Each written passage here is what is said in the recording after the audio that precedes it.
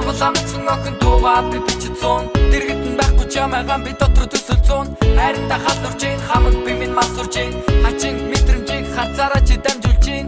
Дуулж ийн би чамд зориулж дуулж ийн. Дугаарч авах гээд араас чин би гүйж байсан. Харин одоо чи миний хажууд байна. Хагцахгүй бистэй хайраа хоёлаа хамтаа байна. Өөрийн гисэн бүх зүйлээ чамдаа зориулж өөрөө л их чам зарахгүй урд чин дуурайсан.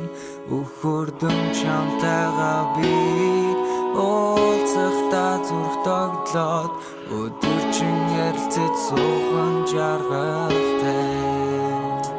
Харин